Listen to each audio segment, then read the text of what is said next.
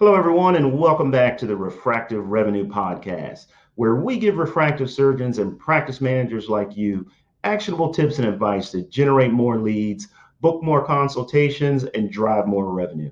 I'm your host, Eric Barbour, and today we are going to be discussing a topic I hear all the time from prospects, or maybe I should say we're going to be answering a question I hear all the time from prospects and clients, and that is, how long does it take to see results with digital marketing?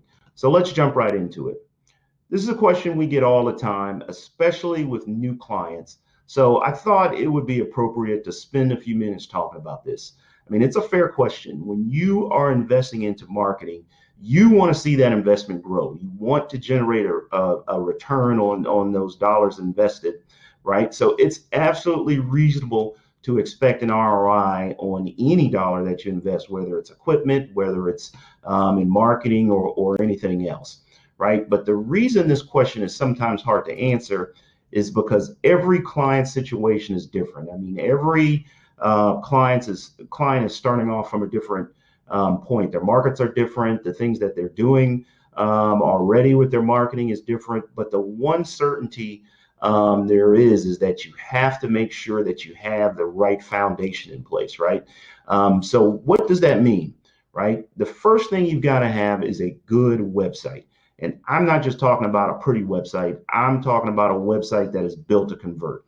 No matter what you do from a marketing standpoint, whether it's digital marketing or even some form of offline advertising, prospective patients are still going to visit your website to check you out.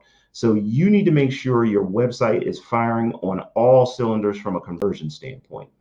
The next thing you need to have in place is search engine optimization.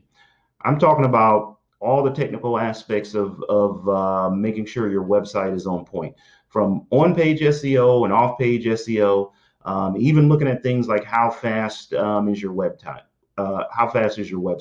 Loading times are a key ranking factor. And it also impacts someone's willingness to hang around and check out your site, right? So these are some of the things that you need to make sure you have nailed, right? And some of you have made some significant advances with this, but some of you probably have some opportunity for improvement there. But just realize that SEO is one of the foundational pieces that you need to get right.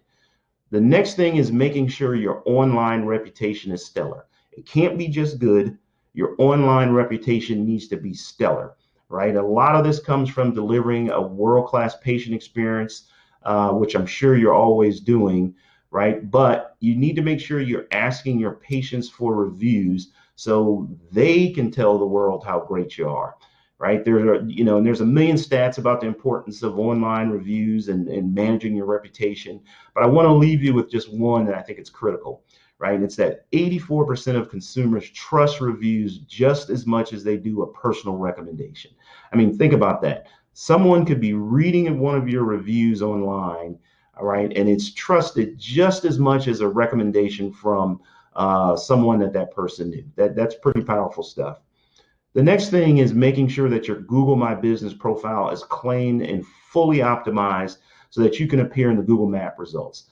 There are several items that go into optimizing your GMB listing, and without them, you do not have a chance at appearing in the Google Map pack. And near me searches, meaning ophthalmologist near me, LASIK surgeon near me, those types of things are only growing in importance. But sadly, a lot of practices treat their GMB listing as a set it and forget it proposition.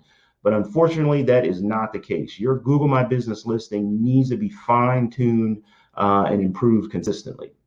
I find that once we get all of these foundational pieces in place, then we can turn on the PPC campaigns. Then we can add marketing funnels, lead nurturing campaigns, and all that other fun stuff. But sadly, when I see clients get frustrated early on in the process, it's because their expectations are out of line. They believe microwave success exist, and unfortunately it just does not, right? I mean, think about how much time you spent learning your trade in college and medical school and residencies and those type of things, right?